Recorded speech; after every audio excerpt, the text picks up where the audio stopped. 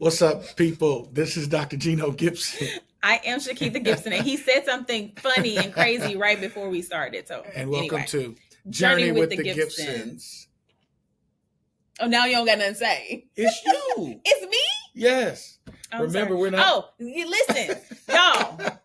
He's right. Let me say that for the world to hear me say, babe, you were right. Yo, we're crazy. Listen, we are Journey with the Gibsons, but listen, we do not pledge to be experts here. We are not therapists. Even though we counsel couples, my husband has been counseling couples in ministry for well over 25 years. But anyway, we are not here for that. We put this podcast together because we like to talk about relationships.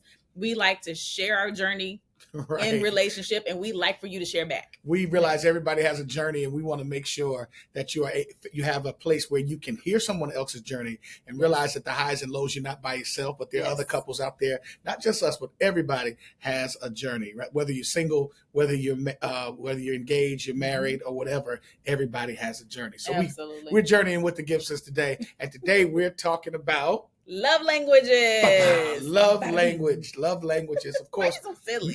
Many years ago, a guy by the name of Gary Chapman put a book out about love languages. He basically talks about that we like to be loved a certain way, and all of us do. And it usually comes down into 5 love languages. Let me see if I can remember them. Okay. One is touch. One is words of affirmation, acts of kindness, acts of service, quality time, and words of affirmation. I thought you said that one already. Try them again. Words of affirmation, acts of service, quality time, touch, I did, and gifts. Yes. Gifts. I was like, it's your one. This is the one you do very well.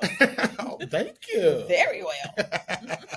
Listen, so the crazy thing about love languages, and we talk about this all the time, is that most of the time we speak the language or act the language we like. Right. So if we like to be loved a certain way, usually we love others that certain way. And it would work if the other person has the exact same love language as you. Right. However, but if they don't, it does not work out well. And you end up thinking you're giving all this love and showing all this love, and the person's just unappreciative, right? But it's not normally that. It's that person sees love, feels love, receives love in a completely different way. Right. So sometimes the language gets what? Lost in translation. Let's go back through them again real quick. Words of affirmation means you feel love when people say speak well of you. Speak life to you. Yes.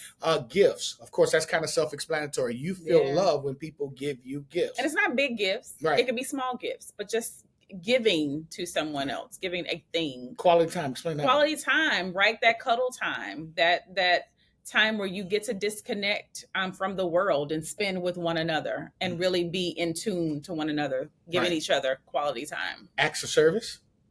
Doing stuff. I like this one. This is mine. Like one of hers. Helping out around the house, putting gas in my car, like all those things. Servicing me in some way, shape, or form. And it could be things outside of the house. It could be things inside of the house. And then, of course, touch. Yeah. You feel love when someone touches you. Yeah. We have like a little small... getting down and dirty. That was nice. But, What? The getting down and dirty touch. That's both touch. No, I know. But that's the one that it usually be pointing out. Who does? He's like...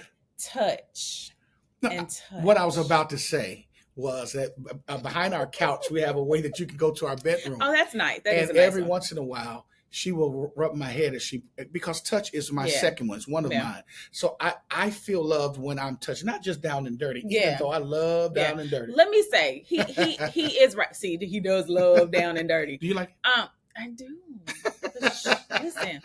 Down and dirty is typically what you think about when you say physical touch, right? We think about physical touch in a relationship with someone. But I will say that my husband is really big on hand holding, definitely me, rubbing his head. He loves the cuddles and the skin intimacy as well. More than I've ever seen probably in a relationship that I've been in from a guy. And that's a lot for me. So we'll talk about that. And I return it to her. Yeah. I return it to her, but it's sometimes a lot because it's funny. Because mine is not touched. Right. So let's just start there. We want to talk about how it shows up in relationships, right? And different people as you're merging and going on this journey together. Touch is a big one. So we'll just like jump in with that one. Okay. I don't like to be touched that often. I'm a person that says like, give me my hula hoop space, right? Mm-hmm. And I remember I first said that. He's like, what does that mean? Like, what is hula hoop space? So if you imagine a hula hoop around you, right? That's how far away you need to be most times for me. Now, I love intimacy with the person that I love, but I'm not a cuddler by nature, right? Not naturally. And so when we first started dating, he would come over to the house. He would like, yo, let's watch a movie or something. Or just tickled you. Right. And I have the sofa is, there's a chase at the end of it. Or maybe when we first got married, because we didn't have this couch then. I know I do it on this couch. Right. There's a chase on the end of it. And so I'd still go to the corner of the chase. And I was like, you go over there. And, you know. And I'm like. I'm going to put my blanket and I'm going to cuddle up in the corner. And he'd be like, can we sit together? And watch TV? How about that? The movie? And I'm like, but then we got to cuddle. You know, most times I'm going to get hot, you know. And it's just a lot. And going to bed. Right. And going to bed. When we first got married, and now we're sleeping together. We slept together in the same space, right? We're not going all down and dirty, but we slept in the same space. But when we got married, now we're sharing we bought a bed together and everything. Y'all, I still want to sleep on my side. It's hilarious. She'll come over sometimes and cuddle for a second, then say, like, I'm going to sleep. That's and enough. Turn her back. It's crazy. At first, I thought it was weird. But then I realized that touch is not her number one thing. And touch is my number 2 gift. Right. Love language. Right. Keep going. So even, wait a minute. So even let's talk about our relationship overall. Mm-hmm. And this is our journey, hoping to help someone. So I like acts of service. Mm-hmm. And so we used to have not knockdown drag outs, but we definitely used to have intense fellowships. If you've been a Journey follower for a while, you know what that means. That's an argument. That's an argument for us about me going to work, me doing the kids, me doing all the things all day. Only to get to 8 o'clock, 9 o'clock at night when the kids are going to bed, and or Kendall, it was now the youngest one, going to bed, and then he's like, all right, it's my time. Right. And I'd be like, no, it's my time. Right. You know, because I still had to wash the dishes, I still had to cook, I still had to sweep the floor, I still had to do all these things, and I haven't sat down for the day. Right. And so it was tough for me because I'm thinking that when she finishes all of that, then I can get to some quality time or some touch. And here's the big thing. Sometimes a lot of times men do this thinking that the wife's job after she finishes all of that is to maintain or give maintenance to the marriage too, through sex or anything like that. And that's why we think it's a chore sometimes. Let me put that in there. Right. Yeah. And I was going to do that because what we have to understand, not just brothers, because sometimes it's sisters, and we might even have some followers that are same gender. So I'm not going to get into gender roles, but that what it is the mutual respect of the other person's dignity and humanity. Right. It's the mutual respect of the other person's dignity and humanity. Right. And in doing that, you realize that their time is just as important as your time. Yes. And no one is to solely serve the other, but it's mutual service to each other. So I realized that I had to learn a different love language. Yeah.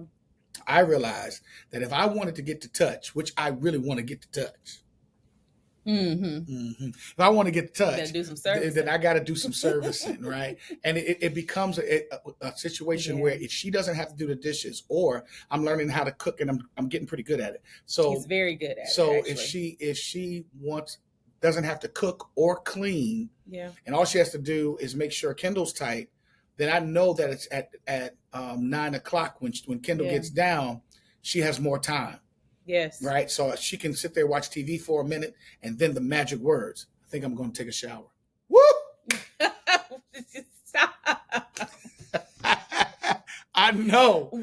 This is the crazy thing. This is the crazy thing. Me going to take a shower is not a signal. It's me washing myself. This is a signal. It's called. More times than not, but I'm saying, do you want me to join you? He does. Do you want but me it's to called join? washing the day away. That's what my attempt is. But anyway, we had to learn, and we're still kind of learning, right? I don't think it's perfected because love languages can change, right, in seasons. And so we'll talk about that a little bit. But we had to learn, excuse me, how to manage that thing with one another to make our house happy. Because for a minute our house was not happy. It was not.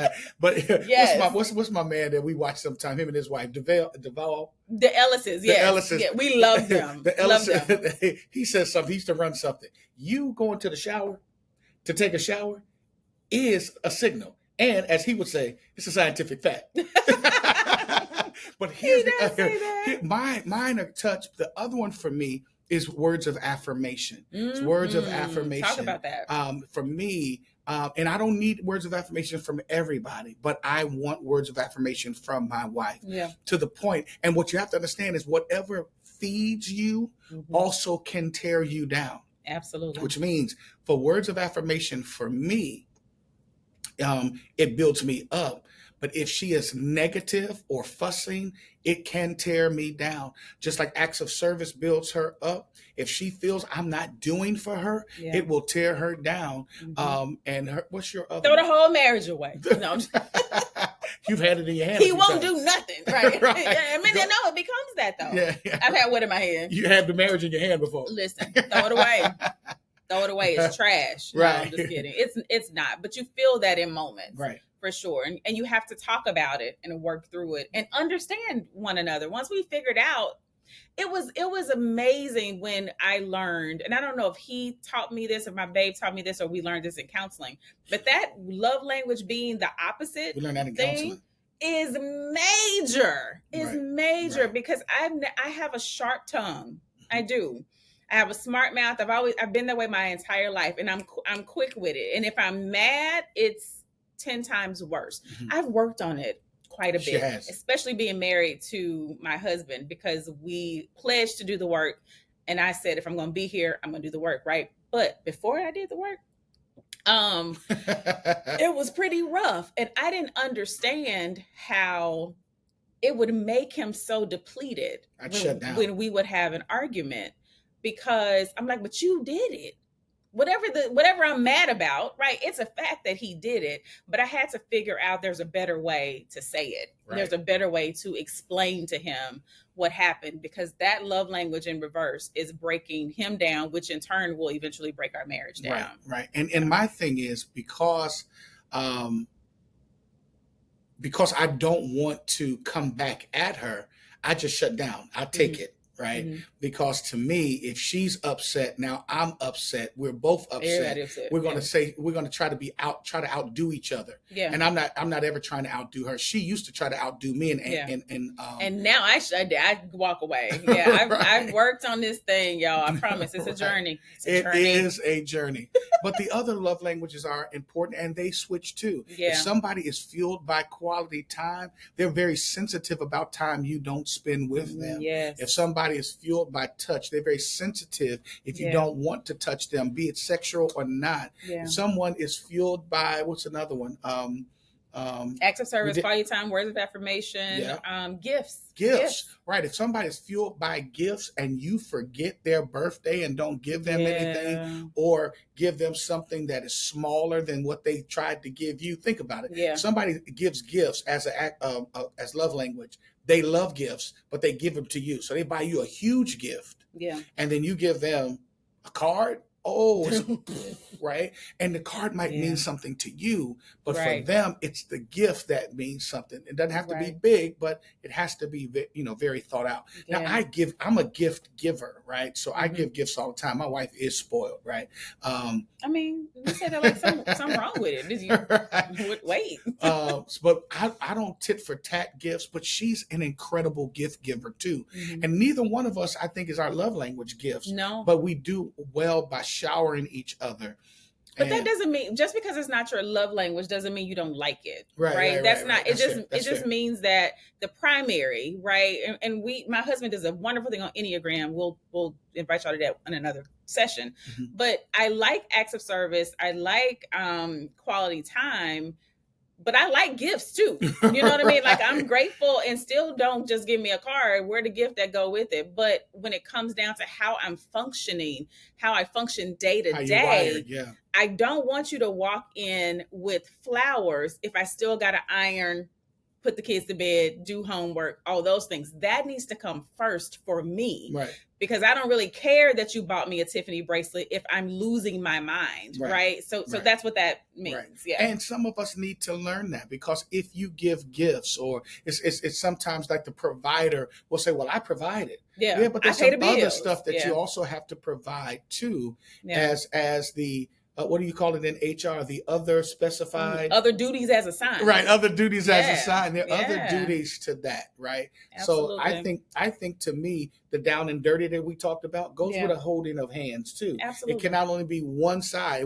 I think and we're going to talk about that soon. Yeah, right? To say positive things to you while I'm holding your hand. Right. You know, before you get to intimacy, you know, there's a buildup that happens in relationship. Mm-hmm. And most times that happens with a little touch or some words, right? Telling the person that you love them, that you appreciate them, will get you to the touch. So just trying to help you out. Or as I tell her every day, every morning, she is so beautiful. He does. He does. So listen, do you know what your partner's love language is? That's important, right? To it's find a question. Out. Do you know? And how do you find out? Do you ask? Mm-hmm. Ask. Well, how?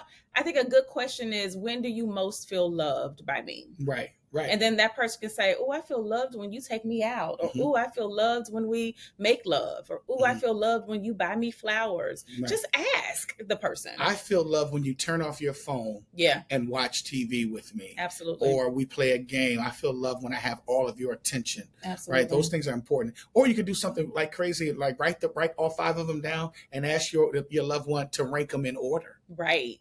Rank them in order, That's good. 1 through 5, 5 being the one you like the most, and have them rank them in order, and then you can watch it manifest out in the relationship. Yeah. Because again, along the journey, you'll touch all of them. Mm-hmm. You'll need to touch all of them because honestly, even if I love acts of service, doing that all the time will make me eventually highlight the things you're not doing. Mm-hmm. Not because I'm picking on my husband, but because naturally that will happen. And they change over time. Right. What I loved most probably at the beginning of our relationship, maybe not so much as I'm getting older a little bit. As the kids get older, right? So think about acts of service. When we got married, Kendall was 5. Now she's 12. So she helping out with some acts of service, right? So now that Kendall is able to do dishes, Kendall does her own laundry now. Mm-hmm. Mine might change a little bit as we're getting older. I'm not stressed about that as much. We might need to move into some touching because we got more time. You know what I mean? I love your vision. You know what? What is wrong with you? I love your vision. What is wrong with you? So what happens when life shifts? How do you recommend people shift with the love languages, or how should they tap into one another? I think it's important not to get so far away from each other, right? Think about it as having walkie-talkies instead of cell phones, right? Because walkie-talkies have a certain range that they work. You can't go too far away. You can't go too far away. So you want to make sure that you have a walkie-talkie relationship and not a cell phone relationship. You don't need a long-distance service in your... Well, we do, since we live in 2 different places. We live in 2 different places. That's an episode that's coming. Right. But I hope it makes sense that you don't want to look up and you're so far away from your person because you weren't checking in. I might ask you probably 12 times a day, are you okay? That's true. 12 times a day, That's whether true. We're in the same place or not. Hey, how you doing? Are you okay? I'm just checking on you, because I don't ever want to miss little nuances, because if they fester and get big, then you're about to pop off, and I don't know why. Right. It's exposure. But it's my job to communicate it, right? Just like it's your job to say what your love languages are. Right. It's my job to communicate what's going on and be honest about it so that he knows the next step and knows the right thing to do. Super important. Care about your other person and what they think. Yeah. Care about the other person. Your husband, your wife, your husband. It doesn't matter to me. Yeah. But whoever you love, make sure that you care enough to know what's going on with them. In fact, that's one of the reasons you fell in love with me. You told me it was because I said, "Don't tell me that. Tell me about you. Tell me about you." Yeah. And I have blew me away. And I have not. I'm like stopped. The real me. Right. You want to know the real me? Right. And I haven't stopped asking, who are you? What drives you, and what makes you shine? Those eyes and that smile are too beautiful for them to dim. So I want to make sure that I speak whatever language I have. He does. Let me also say, just for my single people that are listening, or even for the people in a relationship, know your own love language. Mm-hmm. Sometimes we don't know how we like to be loved because we don't know ourselves well enough. Like someone asked me a couple years ago, like, how do you like to relax? What do you like to do? And I was like, I don't know. Right. I couldn't remember relaxing. I couldn't remember a time where I just felt happy and joy. And I was like, maybe I read a book, or maybe I like to take baths. I don't really know. But do you know how you experience love? I know how she likes to relax. She likes to get on the chase. Well, now She likes to get under her snuggie. She likes to have a mimosa, and she likes to watch TV. Guess who be fixing the mimosas? Acts of service, I like a little I like champagne. I like a little wine. I do, and that is relaxing to me. To have it all done, have the house a clean house. Mm-hmm. Is relaxing to me. Mm-hmm. When everybody put their stuff where it's supposed to be, including me. When we put our stuff where it's supposed to be, and you can walk through that's stress-free living for me. Mm-hmm. But again, know how you experience love. Do you like gifts? Right. Do you like physical touch? Do you like words of affirmation? Mm-hmm. So that you can readily communicate that to your partner, whoever's trying to love on you. Because if you don't know, they're not gonna know. And if you know what fuels your love, you also know what depletes your love. Yes. So that's important. So you're able to say, I love it when you do this, but it depletes me when you do this. Right. And I'm telling you, the lights will come on in your relationship, and it will cut down on a lot of arguments that you don't even know why you're having them. Right. Because you're wired a certain way, but you honor the dignity of the humanity of the other person and the languages they speak. Absolutely. It's about the impact, right, of the love you share. It is. And you have to have good intention, and you have to do the work, right, to get there. Be intent to do the work and learn about your spouse and actively show those love languages with one another. So listen, that was a lot. That was a lot. What are we talking about next? So listen, get on the journey. Right. Get on the journey. We are talking about some good stuff, real stuff, impactful stuff that, again, we have learned along the journey. We hope that you are learning as well. Share with us back. If you know what your love language is, put it in the comments. Maybe your spouse will see it. Right. You can just, kind of put it in the comments, excuse me, and then share this with them. Right. So they'll see it in there. So next week, we're going to talk about intimacy outside the bedroom. Not intimacy in the bed. Intimacy. I said intimacy, which, oh my God, you're going to talk about intimacy. You're seeing intimacy is intimacy. Right, yeah. That's a whole thing. So we'll talk about that, because we do believe that intimacy outside of the bedroom helps to fuel what happens inside the bedroom. So we're going to talk about both. We'll talk about both, but it does. They are connected. Yeah. They are connected. Yep. And it's going to be a fun time. Listen, I'm Dr. Gino Gibson. I am Shakitha Gibson. Listen, before you leave, comment, like, share, subscribe, do all the things to make sure you won't miss a single episode of Journey with the Gibsons. We would love to have you on the journey with us. So make sure you stay connected. We love you. There's nothing you can do about it. And as always, we speak life. Peace.